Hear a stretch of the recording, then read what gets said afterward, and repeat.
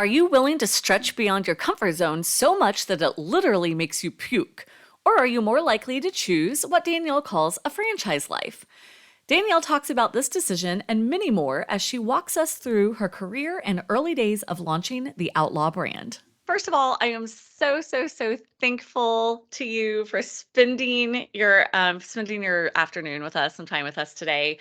Thank you so much. I am so impressed with what you have done with Outlaw. It's kind of capping off what has been, not capping off, I know there's going to be a lot more to come, but a really wonderfully impressive career. And so, as we get started, if you wouldn't mind just kind of discussing with us what some of your key decisions or experiences that have been most influential for you throughout the career that you have had so far. Yeah, so I describe my career as a puppy roll, like running through a field, and finding something that smells interesting and rolling in it for a time and then standing up and running off. And and also you can look for our upcoming April 1st scent release called Whale Carcass for dogs. Um, I love and it. yeah, and so yeah, I just love doing things. I'm very enthusiastic about stuff. And so to date, I've done everything from like, I mean, this is gonna be, I'm old. So I was working at the newspaper, like, at two newspapers trying to convert their paper classifieds to online classifieds when they were like desperately trying to stay relevant. Um, and that was an interesting problem to solve. And, managing the ABC family community and, those challenges, of being in major entertainment. And you might not know this, but Disney actually has a global security team war room in an underground section of their Burbank studio lot. And it seriously has like wall of monitors. It's a dark conference room. I mean, it's fascinating stuff. And just really, I love interesting problems to solve. And like I was saying in email to you, it's like if there's an interesting problem to solve, that's a fun project, and I feel like there's no end to them.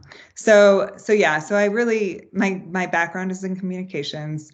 I got a bachelor in communications. My one of my favorite classes was mass media effects, and I also was very focused on online communities and what makes an online community.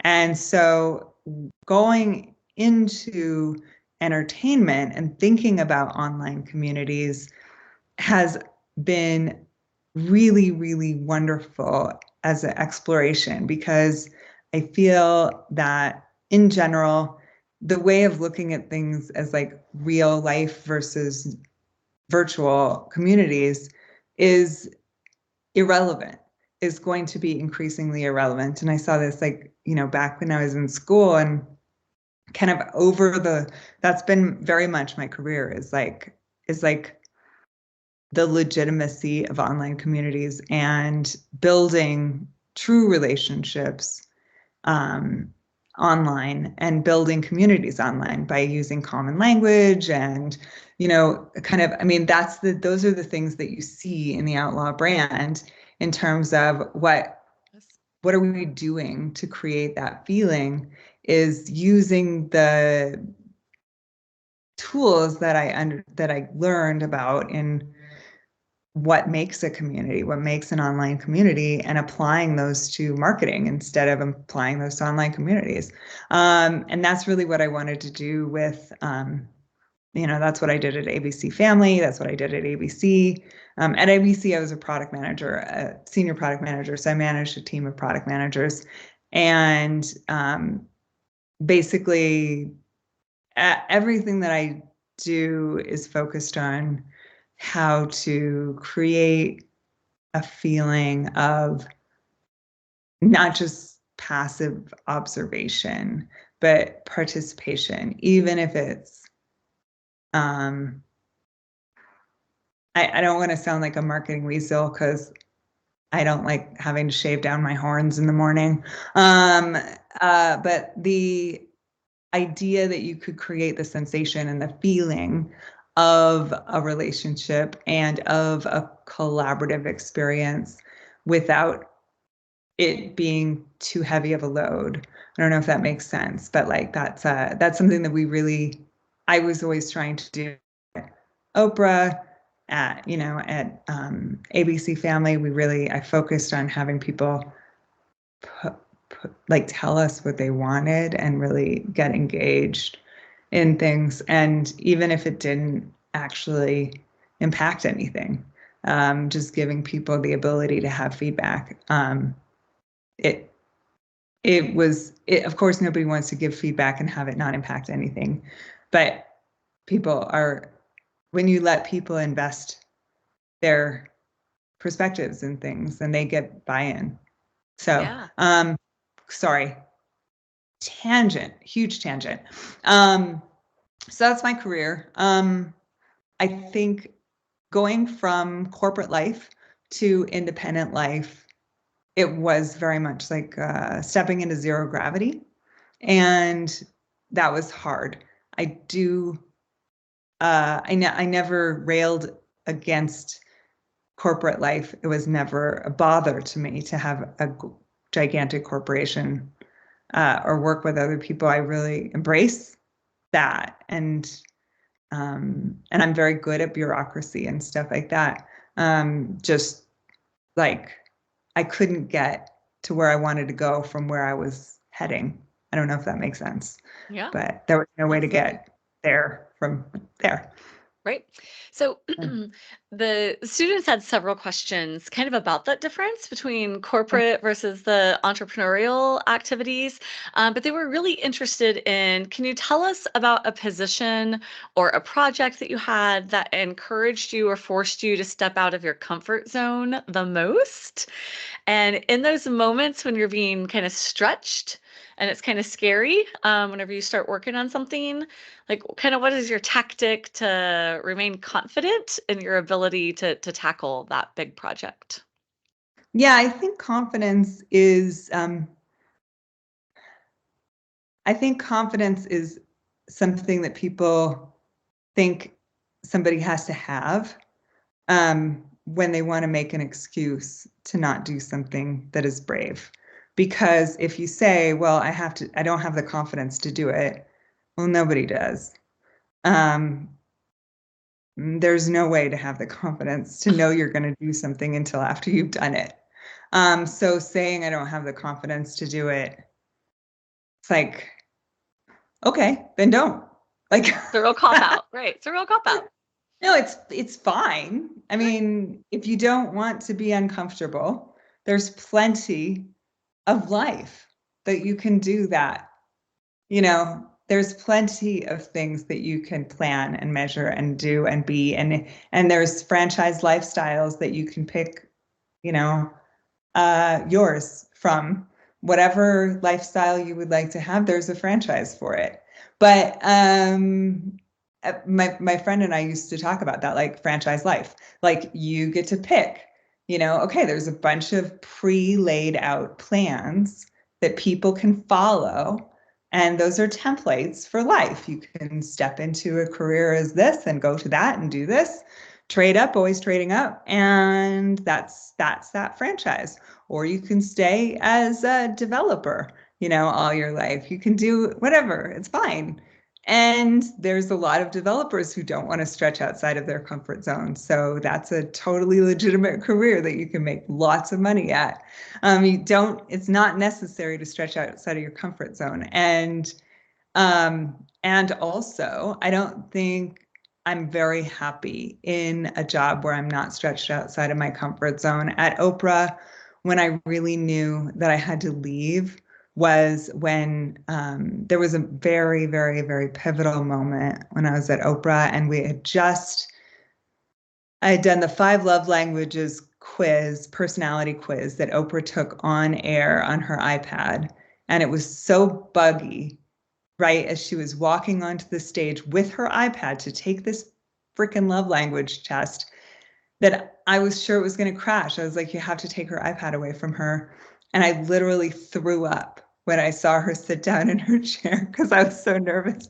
And it totally worked, but by the grace of God. And then after that was the Lance Armstrong interview, right? So she went from this one project that I was so nervous about that I threw up about to the biggest interview. And I was managing the online, the streaming of it. And so that was like a really big deal. And then we were doing the post-production of putting all those clips online and everything like that. It was the biggest interview of my career. Like I'd moderated Judd's conversations and everything like this, but Lance Armstrong talking about doing performance enhancing drugs was a pretty big deal. And I got off work at like, I don't know, it was probably like 11 o'clock at night or midnight, maybe it was 1. And I got down to the garage, the parking garage, and I turned on the radio, and it was the BBC, and they were talking about the Lance Armstrong interview. And I was like, they watched that on my player. That was my player, mine. I did that. And I realized at that moment that I was going to have to go home and get up at 8, at 7:30, get to work at 8. And tomorrow or later that day, I can't remember if it was after midnight, but that day was just going to be like every other day. And that I didn't have actually a huge stretching project coming up or anything. I think I was going back to working on slideshows and, whether you click the button and it shows a new ad or whether it goes to the next slide, and how we could refresh ads without having the page refresh. These are the other things that people don't talk about in terms of project management. A lot of it is how to get the maximum money from advertisers. And just knowing that after this big thing that the BBC was watching, I was just going to go back to working on the, like slideshows. I was like, I have to do something different. I have to feel like this more. I don't want to go back to feeling like just the thing that I'm doing is the same thing that I was doing 3 years ago. So that was really the point. That was the moment when I decided that I had to find something that really stretched me.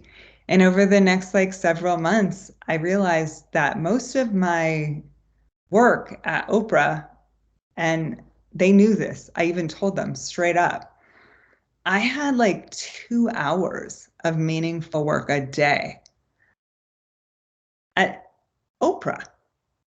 I had so much more to give. I had so much more I was interested in. I had so much more to research and help and share and everything. But it was just like there was no organizational place for that kind of versatility. And so that's when, I was like, what else does this look like? And that's what being an entrepreneur looks like, is not having any idea what you're doing 100% of the time, and about 80% of the things being very high stakes that anybody might pick up and you should probably be throwing up about. And from anxiety all the time. At least that's my experience of being an entrepreneur. Maybe it's not everybody's. But let's just say that I'm seeing a psychiatrist. So yeah, so I mean I think that stretching yourself and being uncomfortable, it's just, if you can find out how to be okay with being uncomfortable and how to be okay with that, then you basically can do anything. So I guess that's my thing, is like, don't treasure comfort. That isn't a benefit. Being able to be comfortable, being able to be uncomfortable is benefit. Wow. Yeah. I like flipping that around. So that's yeah, so that's amazing. So you have like this pivotal moment, like kind of this apex with this Oh, Lance Armstrong. yeah, it was like the BBC came down and said, Don't fuck around, Danielle. Get out of here.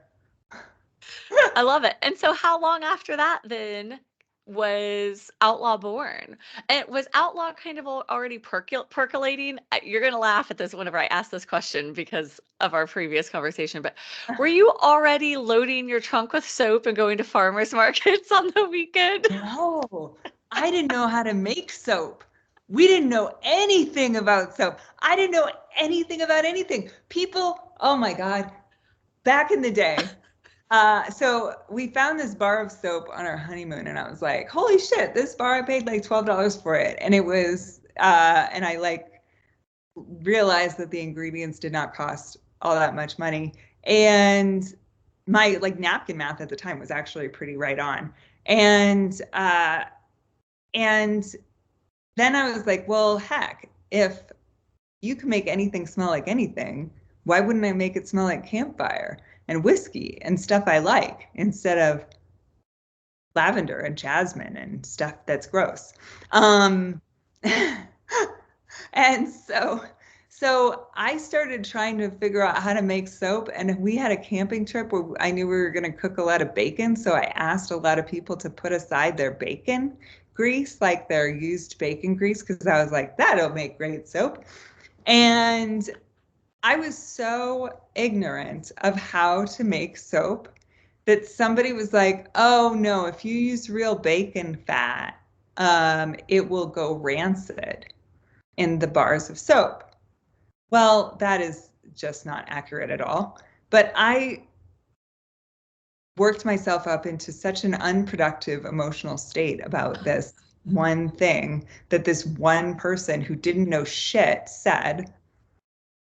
And that's the thing. Like, some people will say just whatever comes to their mind, and it has not necessarily a basis in reality. Oh, I love it. That Yeah. is Oh, man, I was in panic because I was like, oh, there goes the business. Oh my God. Right. Shit, this has a shelf life. I didn't know that. No, it goes through a saponification process. There's correct. no, it is a chemically different thing after it mixes with the lye in the water. I mean, but this person didn't know what they were talking about. But puts Yeah. you on the tilt-a-whirl in the process. Oh, yeah. Absolutely. But I Absolutely mean, love that's the that. thing is like, no, so I didn't know. I wasn't selling soap. In fact, I really kind of had I'm a very practical person. And so like handmade soap was not something that was super appealing to me as a consumer. Now, of course, I'm really enthusiastic about handmade soap that smells interesting. But at the time, like all the handmade soap that was available was like, you know, grapefruit and, bergamot and stuff. Like it was all sweet, girly scents that were florals. And I wasn't really interested in that. So yeah, so we didn't know anything about soap though. No. We didn't. So of all the things, right? So you're coming out of OWN, right? You're coming out of Yeah, Oprah, and you're like, the I'm gonna world start a is business. the world, right? The world is my smorgasbord. I can make whatever I want to make. So then what kind of made it land on soap? Honestly, I kind of come back to that a lot. It was really that one bar of soap from that farm store. And looking at it, and I did some research online and some random blog post from a label company that talked about like there was a step by step on how to start a soap business. I'm not even kidding. I printed out that blog post and it had like all the suppliers. We used those suppliers for years. Like, Wow. in fact, we still use some of those suppliers that was in that one blog post. Literally, I did a Google search, how to start a soap business. Found like the first result, and I was like, okay. In Here we are. retrospect, yeah. And then 11 years later, and actually now more than $15 million later, here we are. And in retrospect, like starting a personal care company, like personal care is the most competitive field, like in CPG, I think. I mean, I don't know, but I can't think of a more competitive one. Like a bigger one, like it's, $50 billion a year or some crazy shit. Yeah. And like when you include home fragrance, when you include personal fragrance, like all of this stuff, it's incredibly competitive and there's so many people in it. And it's mostly run by gigantic, impermeable like corporations. Yeah. And I really, really was angry at my mom for telling me that it was a long shot when we started the business. But now in retrospect, I'm like, like that, why would I go? Like this was just like me screaming at the ocean. Like Going up how, against L'Oreal. I mean, yeah, L'Oreal, what was I yeah. thinking? And I had a moment last year where I was like, if I could have just like if I was gonna go into any industry at all, why wouldn't I have picked fashion? Something I'm actually like, like I would totally go into fashion. That would be really fun.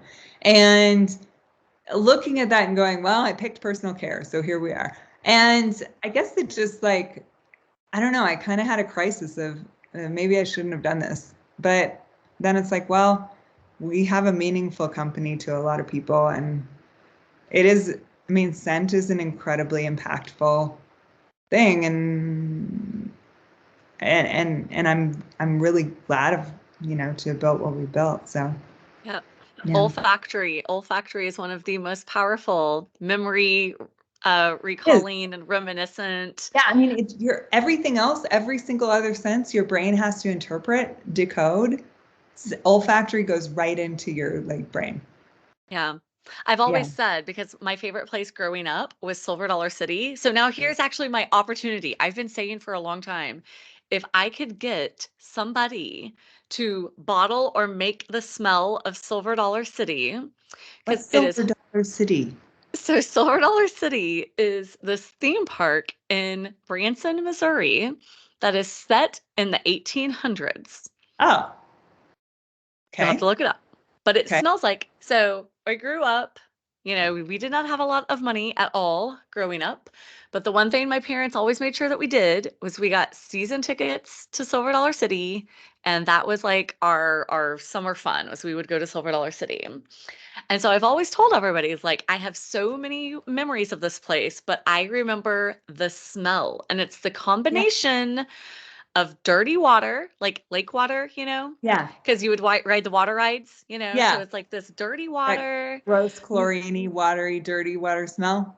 Yeah, no chlorine. They Oh, didn't, no chlorine. It was literally like Missouri. algae Right. lake Okay. water. Yeah. Sure. Combined with fried foods, because they always had like the funnel cakes and fried potatoes and pork rinds. They sold pork rinds. So Uh-huh. fried foods. And they relayed their asphalt every year. Oh, so there was And like a asphalt smell, yes, like that so it tar would get smell. hot. So in the summer, it would be super hot. And so you'd have the combination of these fried foods with this asphalt and like the lake water smell. And that is Silver Dollar City. That is what Silver Dollar City smells like. I don't know I mean, certainly I think you'd have to describe it in a different way if you wanted to make that a marketable scent. It would be appealing to one, Yeah. a market of one for my Yeah. Silver Dollar City. I But don't no, know, dirty water, grease, and asphalt smell. I could see it. I mean, fried food, like I actually did plug into AI. So, we're using AI to do a lot of the scent descriptions these days and also a lot of the scent concepts. And I plugged in like, okay, so I wrote my own GPT or I put together my own GPT so that we could do the specifics of the scent brief stuff. And I put in one of my memories from my youth, which was like, every Sunday we would go to, after church, we would go to the beach. We would, on the way there, get Kentucky Fried Chicken.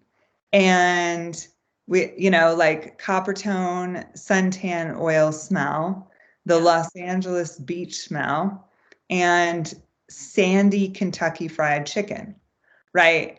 We're on the And same path. Mine just needed to yeah, be salt water instead of lake water. and the GPT that I had built, which is called Scent Composer, it's not public or anything, but I just use it.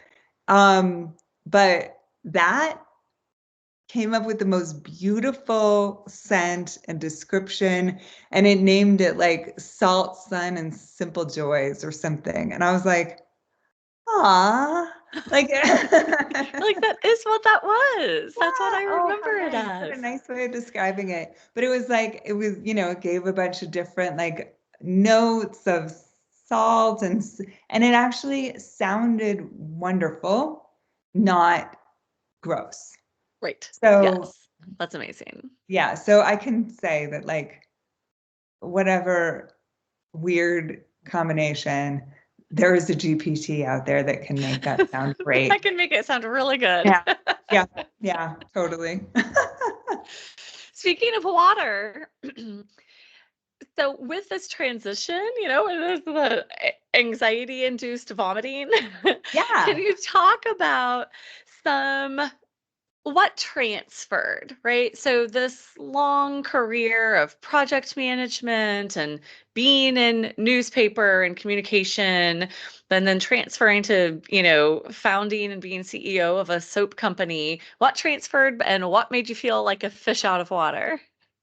Yeah, so I think that there's something, oh God, you're gonna have to help me remember what it's called, but I think it's like knowledge bias or something, where you kind of assume that everybody knows what you know. Oh, right. And like, so it becomes invisible to you what you know from skill. God, I can't remember what it's called. But it's like a real thing. And I think that that's really what like contributes to imposter syndrome is that you assume you like that everybody else knows exactly what you know. So then a person discounts their particular skills and experience. And so I don't know what transferred. I sometimes encounter different people's thought processes. And it's at those moments where I'm like, oh, right, I do know a lot about this. Shoot. Now, do I train this person? For example, I'm big into project management software. Not a surprise because, that was like my whole reason of existence.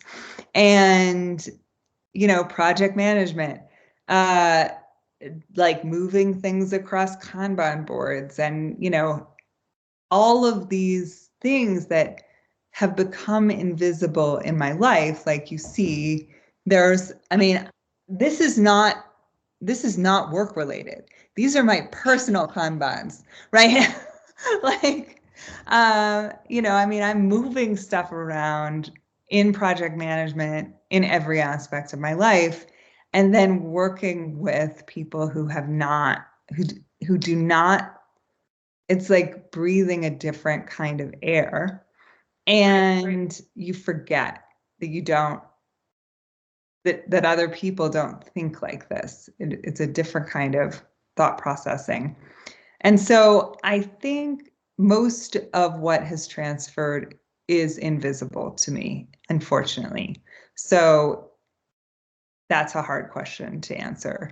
But I think that what the fish out of water feeling, first of all, when you leave your job, if you have worked for more than a decade getting a paycheck, the first time you don't get a paycheck doesn't really register as super weird until you see your bank account balance go down without being replenished. That's a unique feeling. Yeah, a scary one. That's a scary one.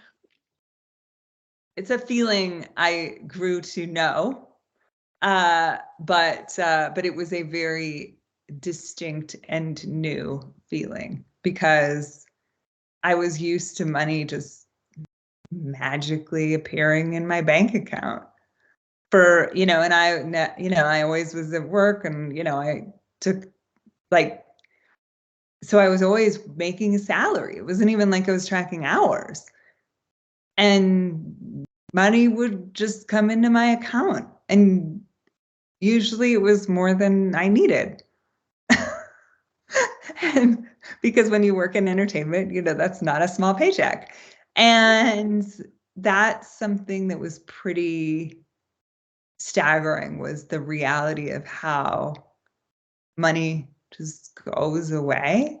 Like and I was so poor when I was in college. Like, why? I mean, because I was working, I worked two jobs and I was in college. I didn't have any student debt because I was working like a full-time Yeah. thing and I was doing full-time course load. So, so that was a lot. And there were times when I was like digging around in, couch cushions for enough money to buy a pack of cigarettes. But the having no money coming in, like nothing, it was such a weird feeling because it was just like, oh my God. I even wrote a blog post that was titled, "There's no difference between flying and falling until the end." Like, I mean, really. And so that was pretty disorienting and terrifying because once you get into that cycle, then it's hard to make different decisions, your decision making process, because your panic and your lizard brain gets engaged. And no good decisions come out of that. I think the other thing that has been really disorienting, um, there's a couple of things. One is working with other people. As the boss, everybody assumes that I am going to make a meeting or tell somebody to do something or tell somebody what to do or assign somebody a project or tell them, hey, why don't you put together a meeting so we can talk about this? And when I was working in a corporation, nobody said that. Nobody expected me to do that. Even if I was the manager managing project or, product managers at ABC, they own their own department, right? Like they each had their own things that they were the expertise. So they would contact me and say, do you have time for me to put a meeting on your calendar? Or they would say, hey, I put a meeting on your calendar. I saw you had availability. Now I have to tell someone to take the lead on this project and put something on my calendar.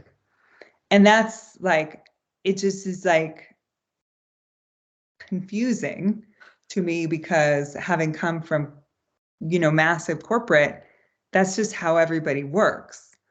But right now, how things are is and I don't know if this is my own failing. Like I keep going back and forth about this, but like that's not how people see things now.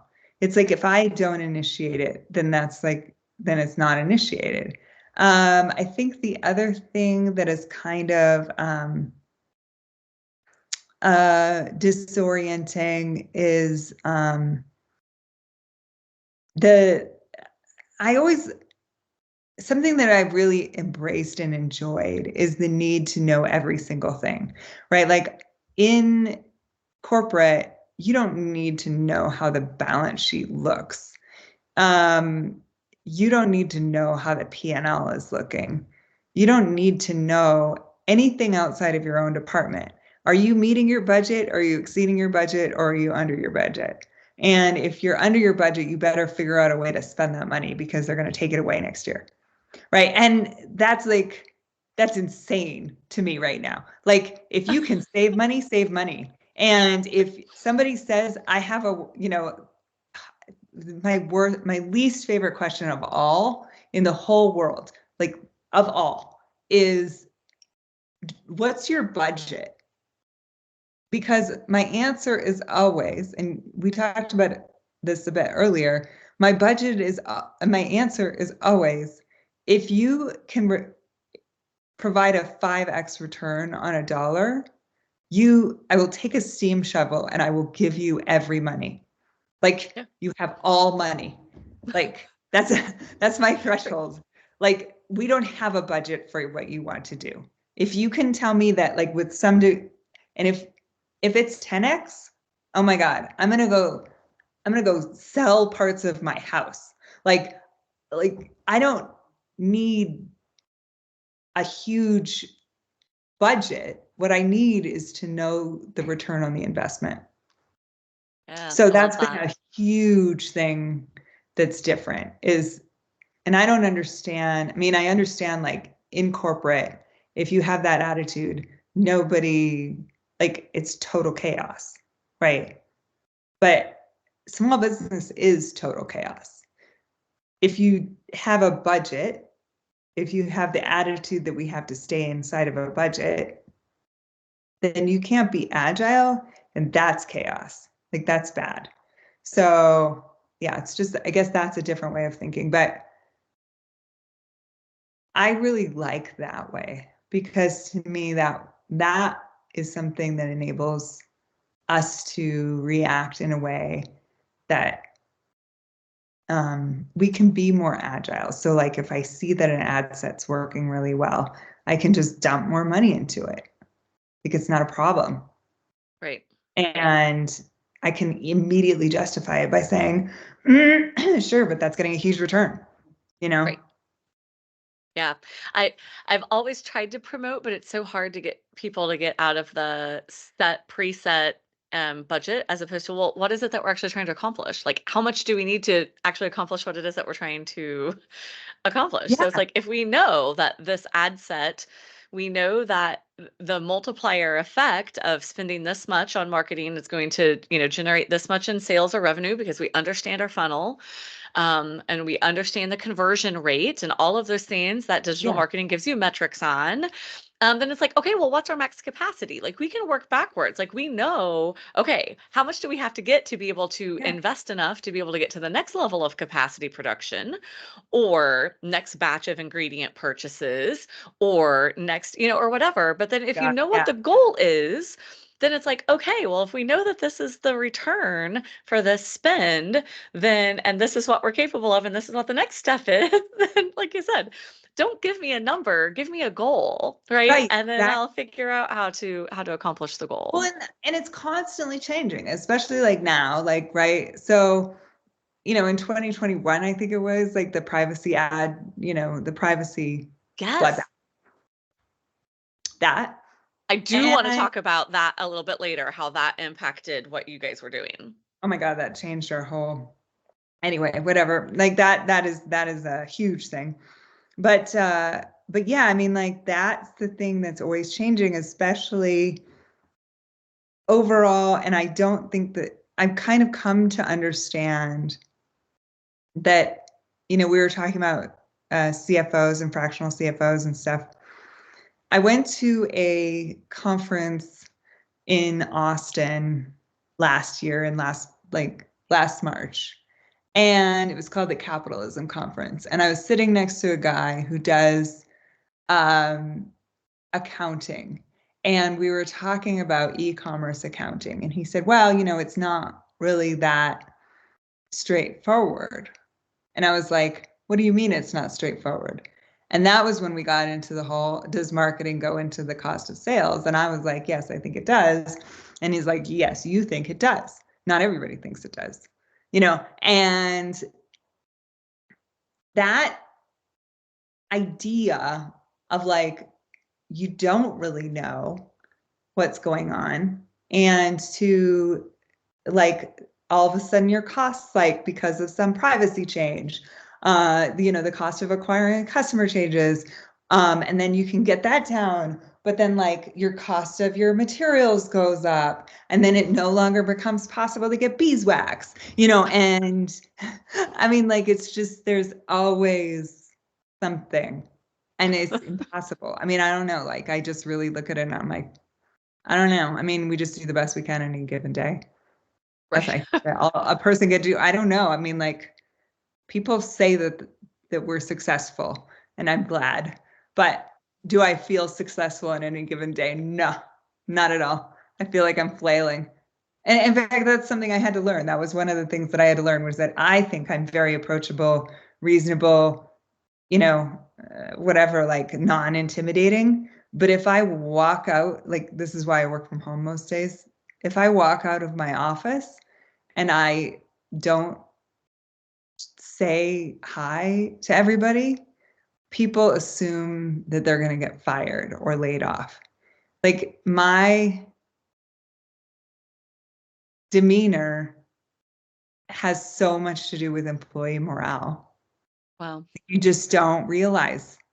Like you might be thinking about, like, how is the chicken good in the refrigerator?